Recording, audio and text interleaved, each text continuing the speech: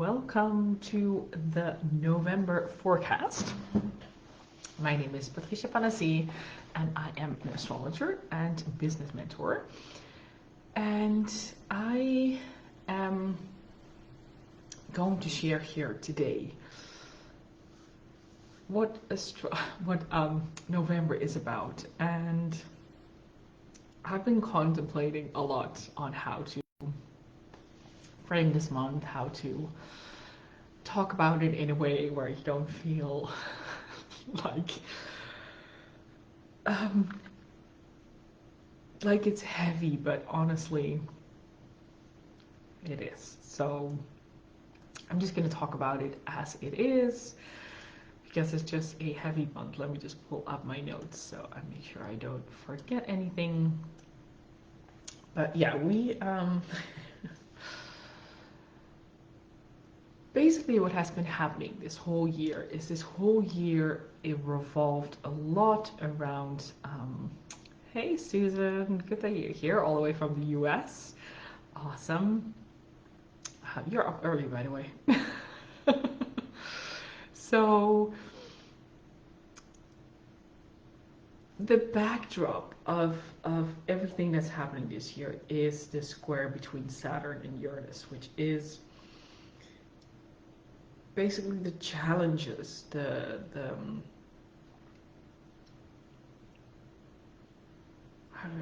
I'm just trying to find kind words, but I'm not just going to. It's the fight between the two, where Saturn wants to stay put, it wants to keep everything as it is, but it's in Aquarius, so it also is thinking about expanding, but it doesn't really want to expand, whereas Uranus is like, let's change the shit around, let's like do it fast and quick, and there's really no stop. Whereas Uranus is in Taurus, and Taurus doesn't really want to change. So that in and of itself is already this tension.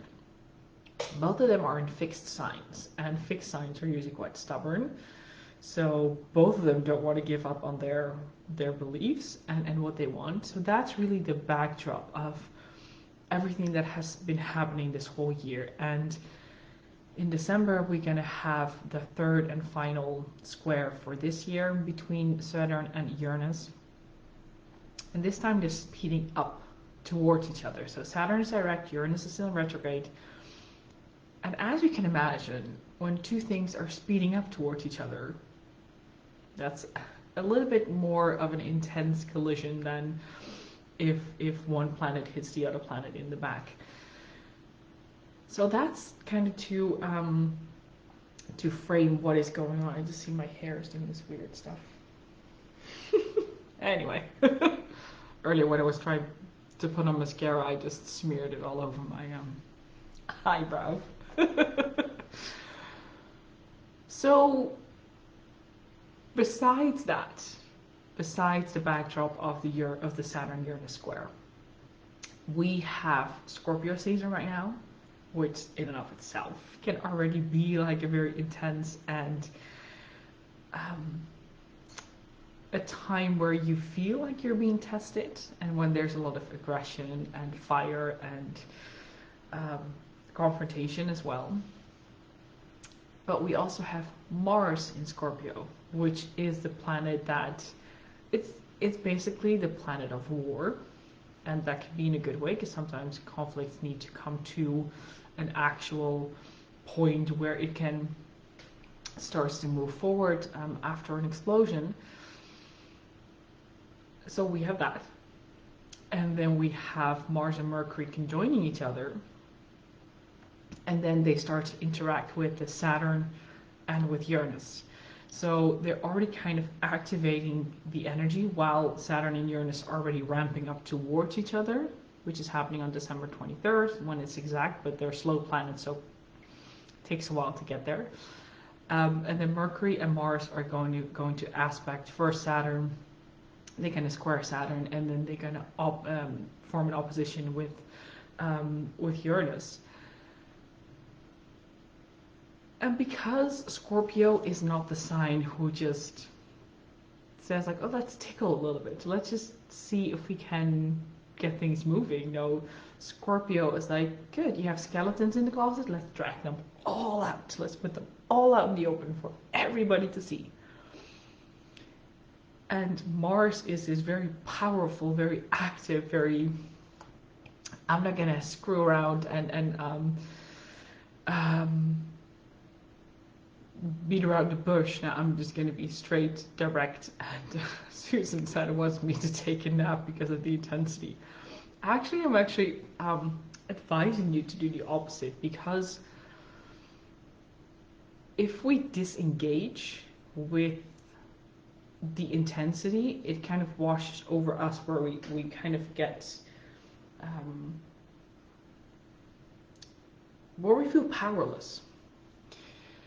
So I'm actually encouraging you, instead of disengaging, is basically, how can you roll with the punches? How can you work with the energy in a way where you feel the frustration, you feel the anger, you feel the fire? How can you direct that towards something? I almost want to say productive, but that's not what I mean, because it's not about being productive. It goes towards your vision, that it goes towards what you believe in. And for instance, for everybody who lives in the Netherlands, like, we had our government, gosh, I don't even know what the English word is, but basically our government had to step down last year. We had elections in March, and we still don't have a government, because they're still like kind of discussing, and well, there's a whole different discussion. But I feel like we're coming to a point where people are just fed up with it. Like, seriously, it takes you, I just saw a post today, like 225 days and you don't have a government yet, because we have a multiple party government, so they have to get the majority in the Senate. I don't know how you translate that, but they have to have the majority, and they don't. Like, they can't work together to get the majority between the several different political parties. And I feel in the country, I feel that restlessness, that, like, come on. And in many cases, we need things to come to that collision, so that people will speak about why they're not happy, like what is happening. And because Mercury will enter, just looking at my notes, Mercury will enter Scorpio tomorrow, right after the new moon. So tomorrow, first you have the new moon at 12 degrees Scorpio, which is exactly opposite Uranus at 12 degrees. Now we have 30 degrees, and when it's within a range of 10 degrees, we already call it an opposition. But this one is, both are at 12 degrees. So it's like the Uranus opposition, the Uranus anger, the need for change is really fueling this new moon. So if you have the time tomorrow, the new moon is at the top of my head, because it's not in my notes here, it's at 10 o'clock, at 10:14 in the evening in Europe, and it is at 5:14 p.m. Eastern Central Time. Sit down tomorrow and really look at your desires. Look at what do you feel needed, that needs to change, how you want to set your intention to embrace your deep, dark desires. Also look at your sexual desires, because Scorpio is very much related to the sacred sexuality. So how can you, and this is not necessarily all of a sudden with like the other people in your life, but also how do you honor your sacred sexuality within yourself? Because like your second chakra, the area where you have your creative power, is also where life grows. It's like, but life doesn't grow without the interaction, without the sexuality, and not just the actual deed, but it's the whole sacredness around it. Also, I think it's funny because I just realized I've never spoken about this openly during a live. This is Scorpio season, where things that we condemn as like taboo is actually like, I mean, that's how we create humans. That's how it works. So really honor that need and that desire within yourself. Then the next day, on the 5th, we have Venus entering Capricorn, and Venus will stay there for about 4.5 months. I think until March she stays there. Not the best configuration for Venus. And then Mercury enters Scorpio on the same day. So also our conversations will start to get deeper. We'll start to... There's no room for chit-chat in this season. And because there's so much intensity, also allow yourself to have these deeper conversations with your clients, with your team members, with people around you. Like, don't shy away from having the more challenging and difficult conversations. Then on November 10th, this is one you should pay attention to a little bit more. We have Mercury and Mars conjunct. So Mars and Mercury coming together.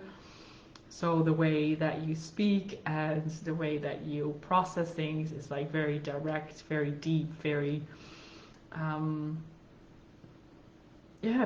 be, no beating around the bush, just straight to the point.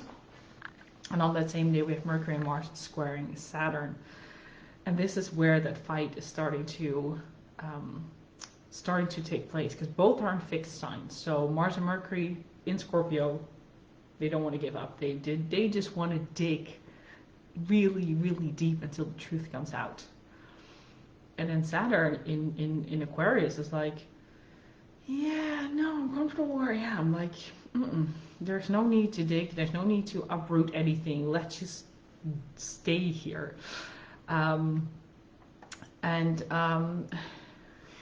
Susan said she's not a fan of chit chat, love deep conversation. Well, this season is like really good to have those deep conversations. I already started to notice it with my clients, but also with colleagues and other people in the industry.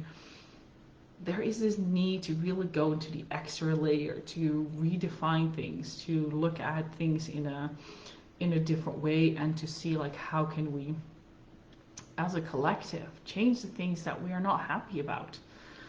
And then we have on November 13th, we have Mercury opposing Uranus. Because Mercury moves a little bit faster, so it goes opposite Uranus on the 13th, and then on the 17th, Mars opposes Uranus. Again, there is this power battle, struggle, this powerful dynamic going on, where everybody wants to be right. Everybody just wants their say in it, and that can be challenging. That can be challenging with the people around you. If you have any big appointments, I just saw, I feel so introverted. I'm canceling appointments and rescheduling, and this energy is weird. Yes, super wavy and confusing. I don't even want to set goals. Yeah, Leo with the ascendant, Scorpio rising.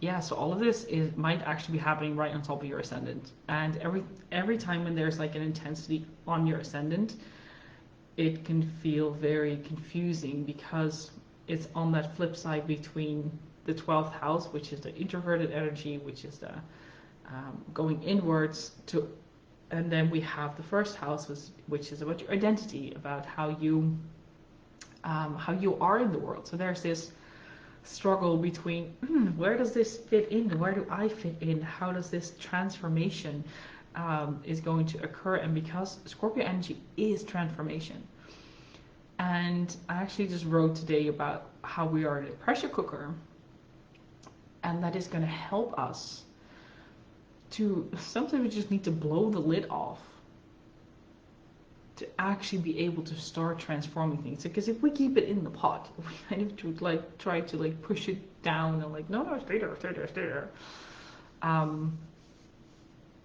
it can explode like a pressure cooker. So don't be like an exploding pressure cooker. Just release the lid, actually open the valve, let the air out, and then open the lid, which is the safest way. So canceling appointment is good, but don't cancel the connection with yourself. That's something that I wanted to to add. So like those middle 2 weeks are really the most intense, because we also have the sun squaring Jupiter. It's also not the easiest and smoothest configuration. But then at November 18, we have Mercury trining Neptune, and we have Venus trining Uranus. That is a little bit more smooth. We're just entering a smooth few days, or actually one day. We're just like a little bit of relief, because on the next day, November 19th, we have the full moon lunar eclipse at 27 degrees Taurus. So we're entering eclipse season at the end of this month, and if you've been following astrology, this eclipse actually is starting to happen in the new sign, in the Taurus Scorpio axis. All of the eclipses from the last 1.5 years were in the Gemini Sagittarius axis, which is the mutable energy. Now we're moving into the fixed.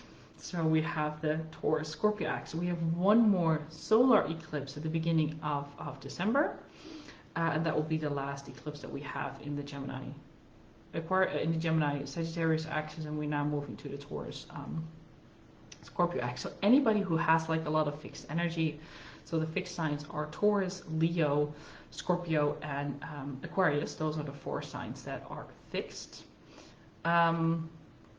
So the eclipses they're the wild cards, which is interesting because you have that intensity with Mars and Mercury and Saturn and Uranus in the middle. And then we have a wild card at the end on the 19th saying, hi, I'm also here, just gonna stir things up a little bit more. And that can be a little bit confusing, a little bit disorienting. So this month is really about honoring your feelings, honoring what you're experiencing, knowing that this explosive energy, this like intensity, everybody feels it. And because you're aware of it, you'll be able to move with it a little bit better, but also be aware that there are a lot of people who aren't, and they just feel the frustration and they just release it to other people. So be mindful of that. And I think the best way to do this is to treat it with kindness, even though you think the other person is coming from a place that is just where you do not believe in at all. Try to approach it with kindness, because putting oil on the fire is of course not going to help. Luckily, the end of the month, we have the sun moving into Sagittarius on the 21st. On the 24th, we have Mercury entering Sagittarius. So there is a little bit of okay, we're moving into this more positive, more excited fire energy, which is going to create some more relief for us. So that is good to take note. And what I said, in December, we're also ramping up to the Saturn Uranus square. So that's like underneath everything that's moving. And because those planets are so slow, it's not like on December 23rd, it's like, bam, that's when you're going to feel it.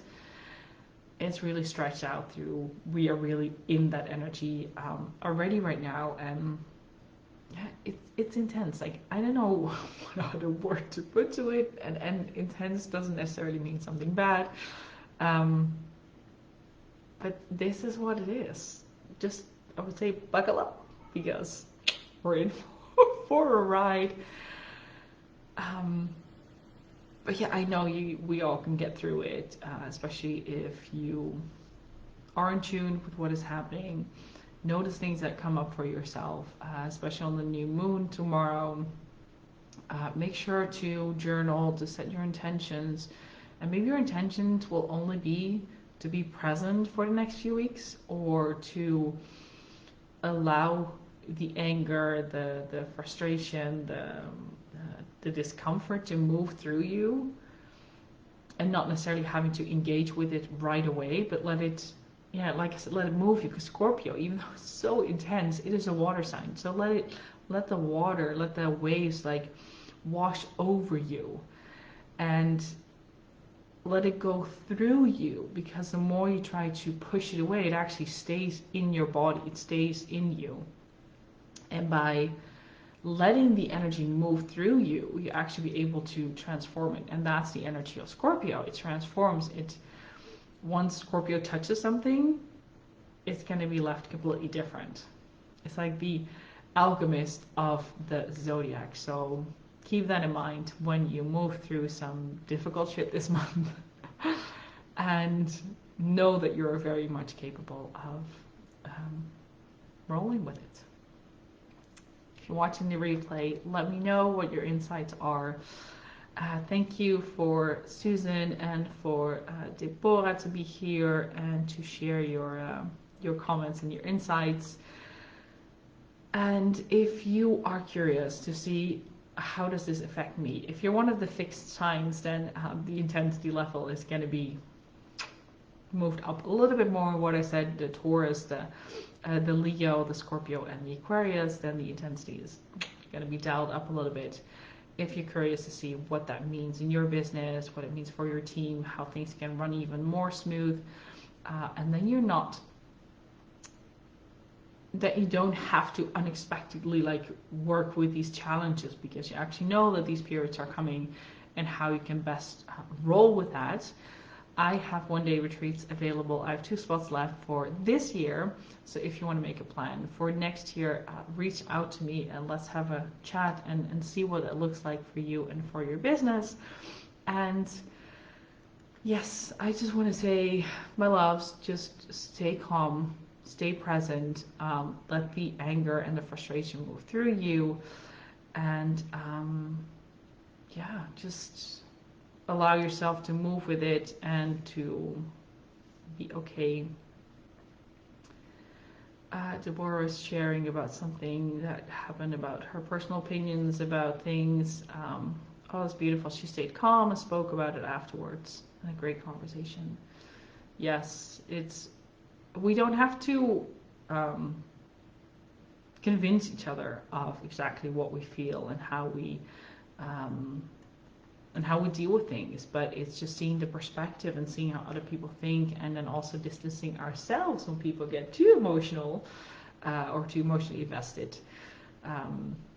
Yes, especially if it's family, that's always tricky. If we come into these discussions with family members. So I'm going to sign off for today. If you have any questions, please feel free to let me know. And if you are interested in one of those 2 spots of the one-day retreats for this month, and yeah, let me know, because I'd love to have a conversation with you about what impact that could mean in your business. Wishing you a fantastic day. Happy new moon tomorrow, and I will speak to you again very soon.